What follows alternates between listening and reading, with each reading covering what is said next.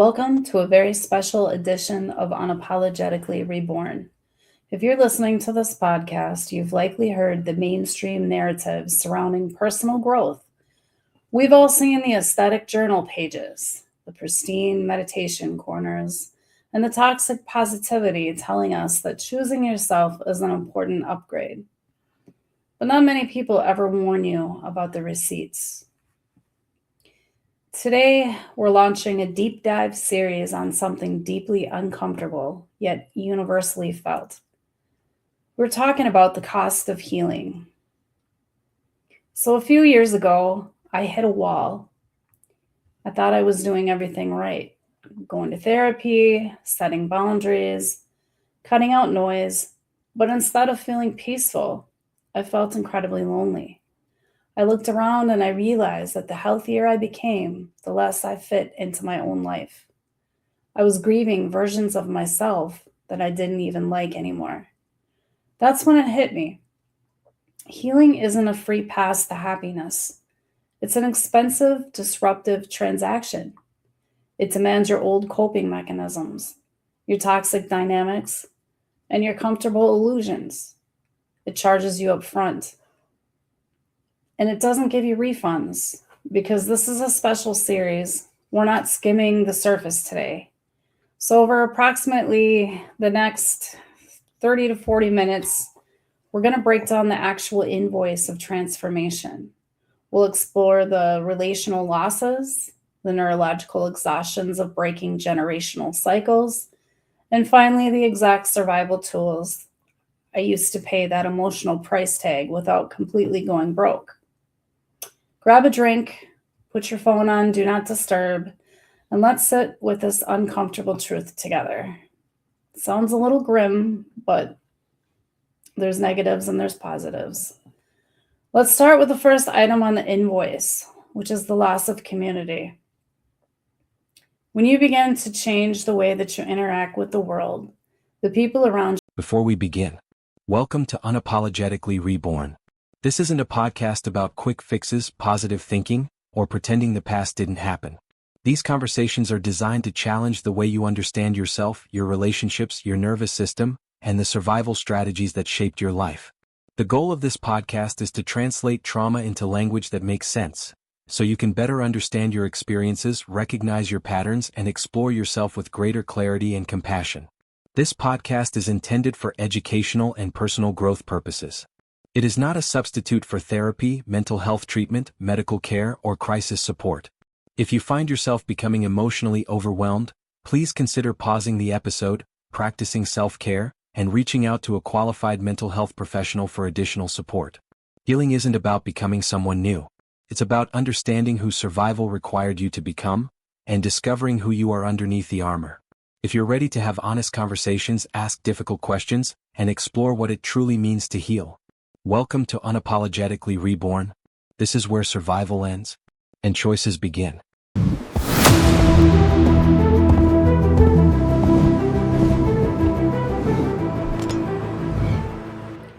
Today, we're launching a deep dive series on something deeply uncomfortable, yet universally felt. We're talking about the cost of healing. So a few years ago, I hit a wall. I thought I was doing everything right, going to therapy, setting boundaries, cutting out noise, but instead of feeling peaceful, I felt incredibly lonely. I looked around and I realized that the healthier I became, the less I fit into my own life. I was grieving versions of myself that I didn't even like anymore. That's when it hit me. Healing isn't a free pass to happiness. It's an expensive, disruptive transaction. It demands your old coping mechanisms, your toxic dynamics, and your comfortable illusions. It charges you up front. And it doesn't give you refunds because this is a special series. We're not skimming the surface today. So over approximately the next 30 to 40 minutes, we're going to break down the actual invoice of transformation. We'll explore the relational losses, the neurological exhaustions of breaking generational cycles, and finally, the exact survival tools I used to pay that emotional price tag without completely going broke. Grab a drink, put your phone on Do Not Disturb, and let's sit with this uncomfortable truth together. It sounds a little grim, but there's negatives and there's positives. Let's start with the first item on the invoice, which is the loss of community. When you begin to change the way that you interact with the world, the people around you react. Healing often changes relationships. Some people celebrate your growth. Others benefited from your lack of boundaries. Some relationships become healthier, others end. That doesn't always mean that someone is bad. It may simply mean the relationship depended on an unhealthy version of you. If your entire relationship with someone was built on you being a people pleaser, the moment that you set a boundary, that relationship hip fractures. They won't celebrate your healing. They will reset your sudden inability to be manipulated. This is the hidden cost. Healing doesn't just change you.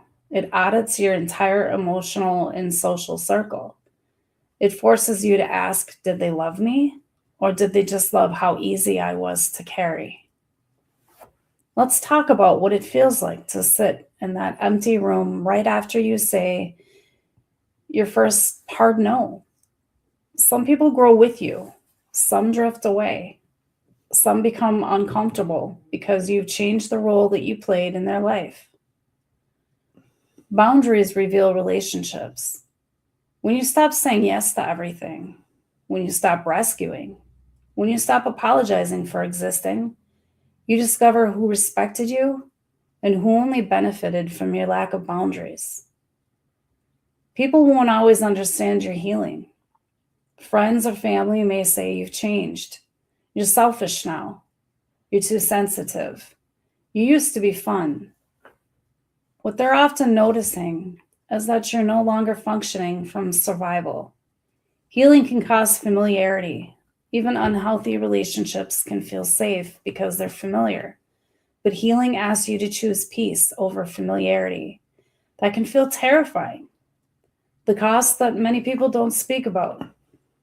Sometimes healing costs friendships, family relationships, romantic relationships, your old identity, your need for everyone's approval, and sometimes it costs the fantasy that certain people will finally become who you've always needed them to be.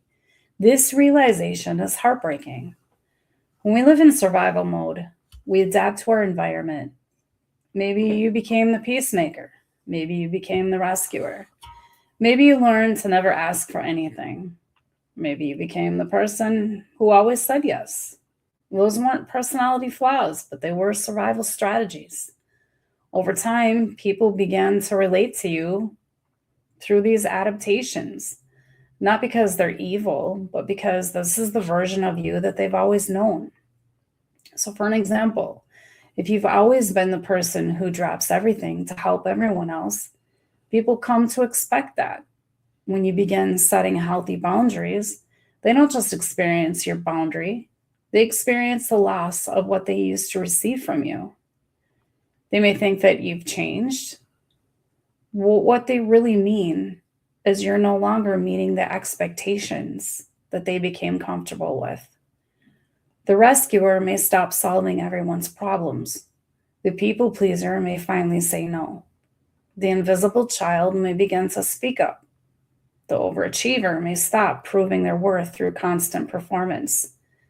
The caretaker may stop caring for everyone's emotional weight. When those adaptations disappear, the relationships often change too. Not everyone loved you. Some people loved how available you were, how agreeable you were, how easy you were to manipulate, how much responsibility you carried, how little you ask for in return. Healing removes these adaptations, and now people have to decide, can I love the real person, or did I only love what they did for me? And these are two very different questions. This doesn't automatically mean that these people were intentionally using you. Sometimes they simply became accustomed to a relationship where you always apologized first, kept the peace, absorbed the conflict, fixed everyone's problems, or carried the emotional burden. When you stop doing these things, the relationship has to find a new balance. Some people adjust and they grow with you. Others resist because the old pattern worked for them. Healing doesn't just reveal who other people are, it reveals the roles that everyone became comfortable with. When you stop playing the role that kept everyone else comfortable, the relationship is forced to reveal whether it was built on mutual love or mutual survival. Healing means disappointing people. Many trauma survivors are terrified of disappointing others because they learned that love was conditional. Healing often means disappointing people without abandoning yourself. The rescuer has to stop rescuing. The people pleaser has to disappoint people. The invisible child has to be seen. The overachiever has to believe they're enough without proving it. Healing asks, who are you when survival is no longer your job? This can feel like an absolute identity crisis. Healing can cost certainty. Survival mode gives you rigid rules. Now, think about this. I know what to expect. I know my role. I know how to stay safe. Healing means living with uncertainty, and that can be frightening. Healing changes your nervous system. Your body has spent years believing that chaos is normal. When life becomes peaceful, you might think something bad is about to happen. This feels too good to last. Sometimes healing feels uncomfortable because your nervous system is learning that peace is safe. Healing costs control. Many trauma survivors try to control everything because unpredictability once meant danger. Healing asks you to accept that you can't control how people respond, whether someone understands, whether someone stays, or what others think of you. It costs you your armor. Who protected you all these years? So for many people, it was anger, perfectionism, humor, isolation, and dependence. Healing asks you to lie down the armor that once saved your life. This can make you feel incredibly vulnerable. Healing costs you the story that you've been telling yourself. Maybe you've believed I'm hard to love, I'm too much, I'm always the problem. Healing asks you to release these beliefs. Sometimes we hold on to painful stories because they're familiar. Healing changes your definition of safety. Before healing, safe meant predictable. After healing, safe means respectful. These are completely different things. Healing can change your purpose. Some people have spent decades caring for everyone else.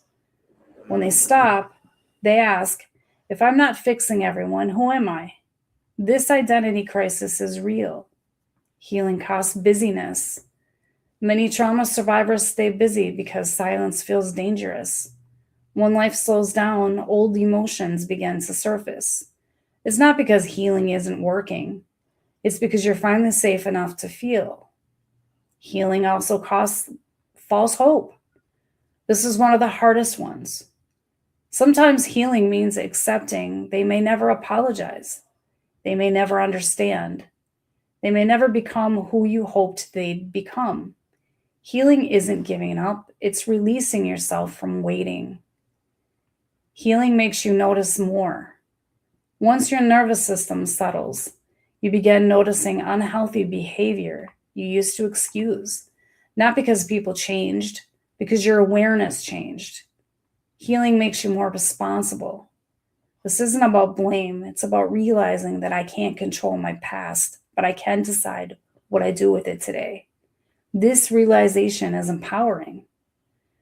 So many survivors learned that being noticed wasn't safe, and healing asked them to speak up, take up space, ask for help, receive love, celebrate success, and allow themselves to be seen. So, for someone whose nervous system learned that invisibility meant safety, being visible can feel terrifying, even though it's exactly what healing requires. The cost of being misunderstood. Now, this is something I struggled with, especially when you felt misunderstood majority of your life. Even though you would think that it doesn't bother you because you're accustomed to it, for me, it was very destabilizing, and then when you're in trauma, you feel like you have to over explain. But healing may mean, people stop recognizing you. People may say you're different, you've changed, you used to be nice. You're comparing today's you to the version of you that survived by self abandonment. The cost of feeling like the villain. This is huge. When you've always been the one keeping everyone happy, the first time that you choose yourself, you can feel like the bad guy. Not because you've done something wrong, because your nervous system mistakes guilt for doing something wrong. Sometimes guilt is simply evidence that you're doing something differently. The cost of outgrowing your environment. This is also painful. Healing can make your old environment feel too small. Conversations change, interests change, goals change. Not because you're better than anyone, because you're no longer surviving in the same way. The cost of sitting with yourself. Many people spent years avoiding themselves. Healing removes distractions. Eventually, you're left sitting with your own thoughts. At first, that silence can be defeating and defending. Healing means learning to receive. Many survivors know how to give, very few know how to receive. Help, love, compliments, kindness, rest. This can feel incredibly uncomfortable. When someone genuinely loves you, do you know how to let them? Ask yourself this. Healing can affect your body. You might notice exhaustion, crying more easily, sleeping differently, tension releasing, emotion surfacing. Healing isn't just psychological, but your body's been carrying survival too. So the cost of no longer blaming yourself sounds freeing, but can also be painful. Because if it wasn't your fault and you really were just a child trying to survive something that you couldn't control, this realization often brings grief. Healing doesn't guarantee that everyone will come with you. Sometimes we believe if I heal my marriage, it will heal. My family will heal. My friendships will heal. Sometimes they do, sometimes they don't. Healing changes your participation in relationships, but it doesn't guarantee someone else will change theirs. The cost of hope. Hope is risky. For many trauma survivors, expecting disappointment felt safer than hoping. Healing asks us to risk hoping again. This can be terrifying.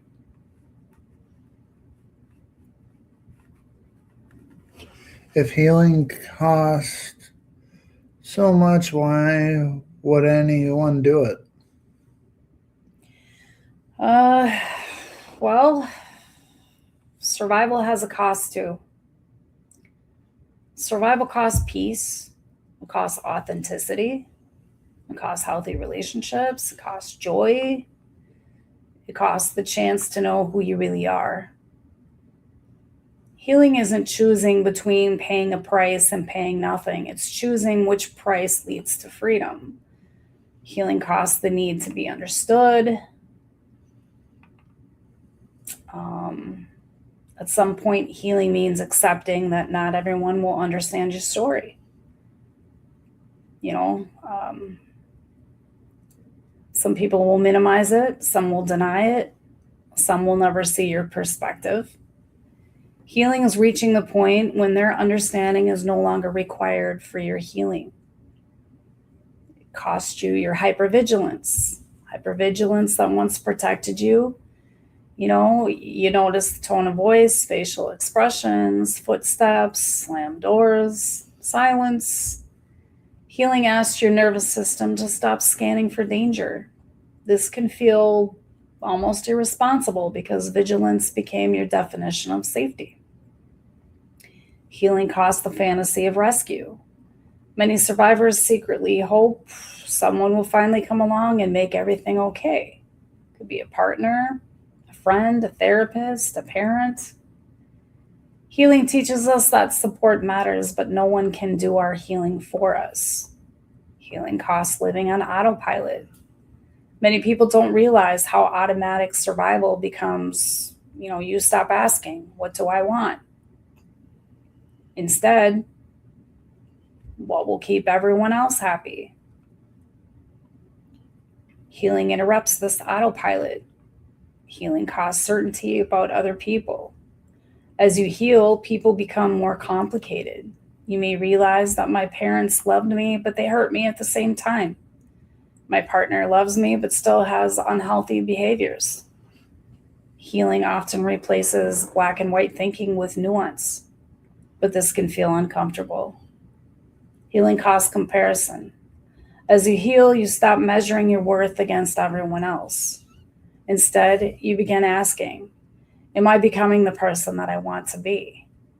Healing costs the need to win. Sometimes healing means walking away from arguments you could win. Not because you're weak, because your peace becomes more valuable than being right. Healing costs familiar pain.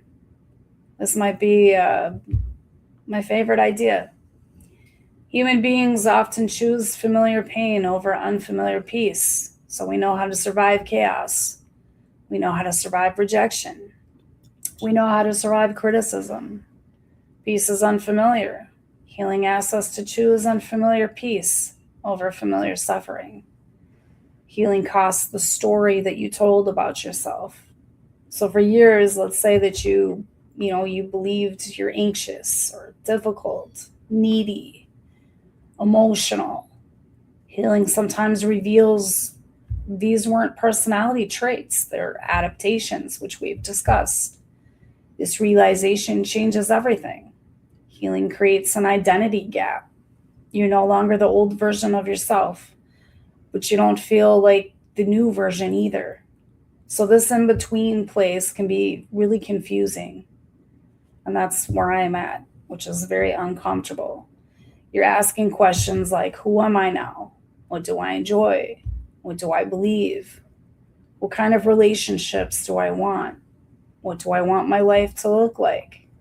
This identity gap is exactly why you're next, we're doing on our next episode. This is what we're discussing on the next episode, excuse me. So the void makes this so much, it makes so much sense. The void isn't just loneliness. It's the space where a new identity is being formed before it feels familiar. So healing gives you choice. Survival is reactive. Healing is intentional. Instead of automatically people-pleasing, shutting down, or exploding, you begin asking, what do I actually want? What aligns with my values? What responses will I be proud of tomorrow? And this is freedom. I know a lot of this can sound really negative, and that's not the case. It's just a really hard process to learn and to go through. For me, I think one of the most difficult things was I kind of felt like everything that I once believed was a lie. And that was really hard. But I don't want you to get discouraged with this conversation because healing truly is worth it. These are just things you're going to have to go through in this process. So I really hope that you won't get discouraged and you'll choose to heal regardless of this conversation, because getting to the other side really is freedom. It can feel like betrayal. This is especially true in families. So when you stop keeping secrets, when you set boundaries, when you stop rescuing, some people are going to act as though you betrayed them. But in reality, you stop betraying yourself. Healing reveals what was never yours to carry. Many survivors carry things that never belong to them. You know, maybe a parent's addiction, a partner's emotions, someone else's choices, family shame, keeping people together. Healing is slowly putting these burdens back where they belong. It means learning that love and guilt are different. So many times we confuse the two. If you feel guilty saying no, it doesn't necessarily mean that you're being unloving. Sometimes it means that you're being, you've been conditioned to believe that love requires self sacrifice. This is another really hard one. Healing changes what you celebrate. In survival mode, you celebrate endurance. I made it through. In healing, you celebrate growth. I asked for help. I walked away. I rested. I believed in myself. Those victories matter. Healing means letting people be disappointed. That one is also hard. Some people are, they're disappointed because you stop giving them unlimited access to yourself.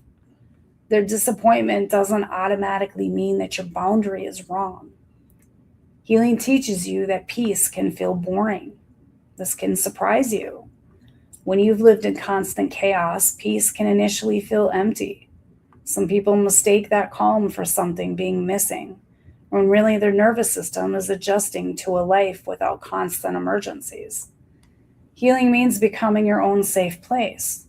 And one of the greatest gifts of healing is that eventually you stop asking, who will save me?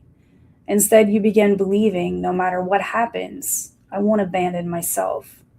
And this is an incredible shift. Healing asks you to mourn the life that you should have had. This is hard. Not because you stay stuck there, but because you acknowledge what was missing. Let's say the childhood that you deserved, the safety that you deserved, the love that you deserved, the guidance that you deserved. And when you're in this spot, you can become really pissed off at people for treating you ways in which they should not have.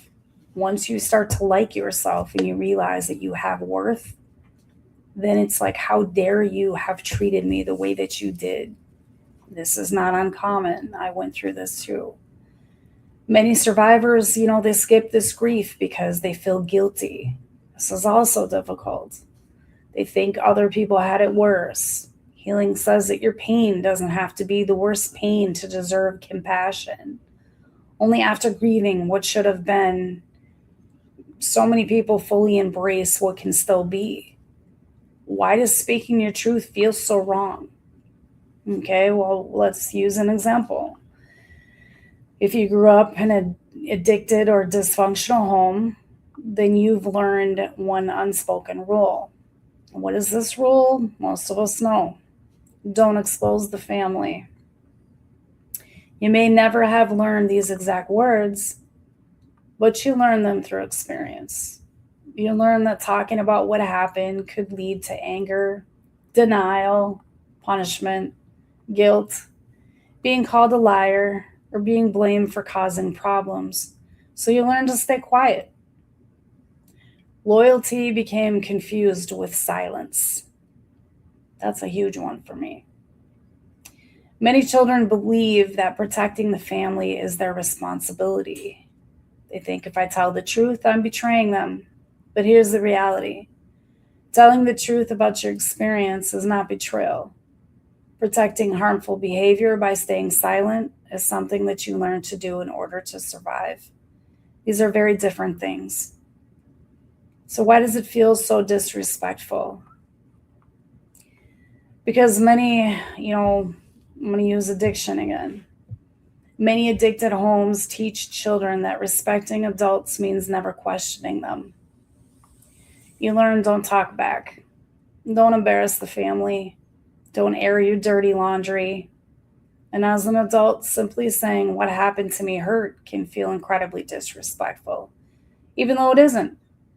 You're not being disrespectful. You're being honest. So why does the guilt feel so overwhelming? Because as children, Love and loyalty became intertwined. Your nervous system learned if I love them, I protect them. If I protect them, I don't tell the truth. So when you finally speak openly, your nervous system sounds an alarm. It says you're being disloyal, you're hurting your family, you're a bad daughter, you're a bad son. But what it's really reacting to is a broken family rule, not a moral truth. Family roles reinforce the guilt. In many addicted families, children become caretakers, peacekeepers, or just invisible. These roles depend on keeping the family functioning even when it's unhealthy. When you begin talking about your experiences, it can feel like you're abandoning this role. The guilt comes from stepping out of the job you've been assigned, not from doing something wrong. There's a difference between protecting a person's dignity and protecting a family's dysfunction. Healing doesn't require humiliating people, but it does require refusing to hide your own story so that someone else can stay comfortable. Children from addicted homes often mistake guilt for wrongdoing. In reality, they're feeling the discomfort of breaking a survival role that no longer serves them. Why healing can make you feel more emotional before you feel better. People often could say, or have said, I started healing and now I'm crying all the time. I think I'm getting worse. But they're usually not getting worse. For years, survival required them to suppress emotions. Healing creates enough safety for those emotions to surface. You're not becoming more emotional. You may be simply feeling emotions that have been waiting a long time to be acknowledged. Survival guilt. This is especially common in addicted or abusive families. You might think, how did I get out of this when my siblings didn't? Why am I doing better than my parents ever did?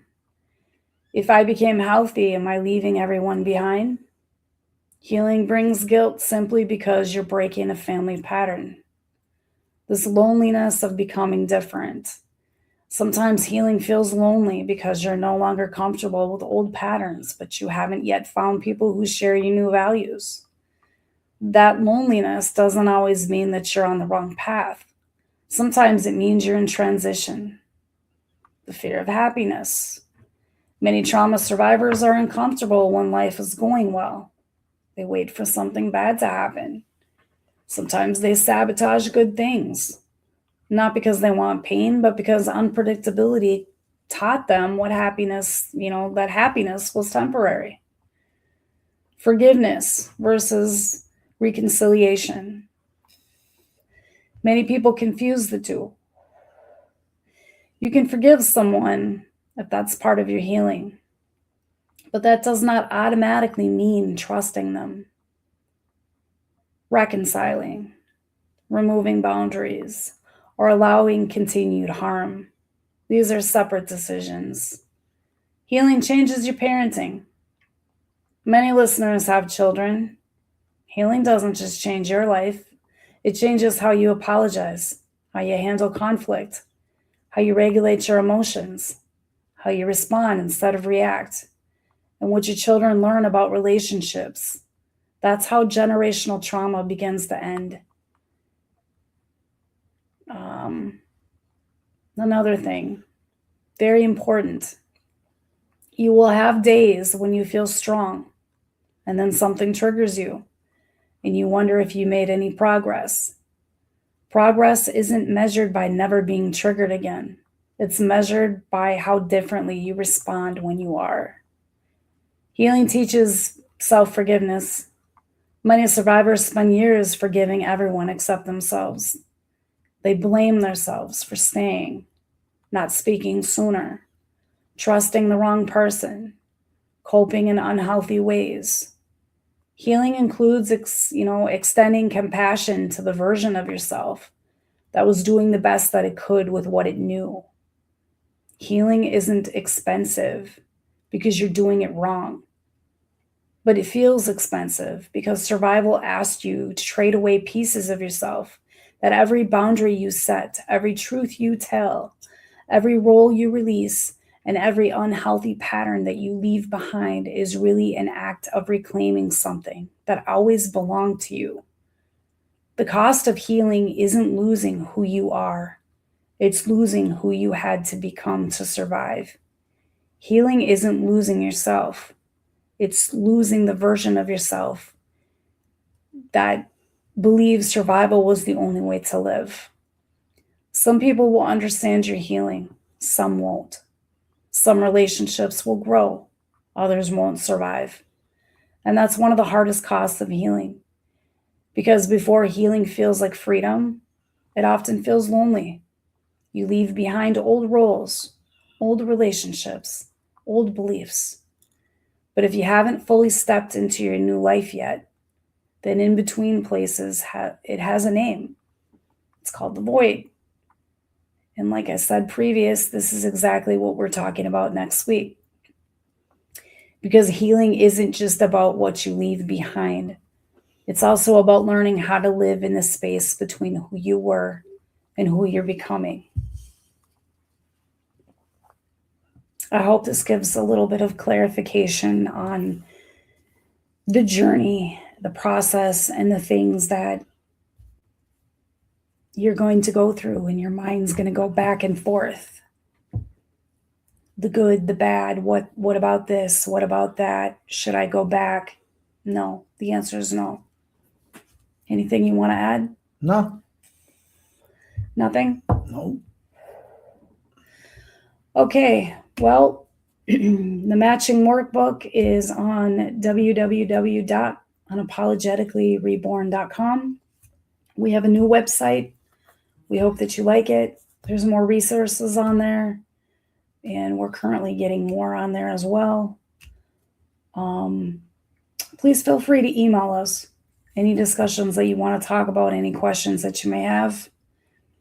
Listen at unapologeticallyreborn.com. And feel free to reach out. We also started a new Facebook community. The information is all in the workbook. Please sign up for that. We'd like to have more personal discussions with you. We hope that you have a great week. Thank you for listening to Unapologetically Reborn. Anything you want to say?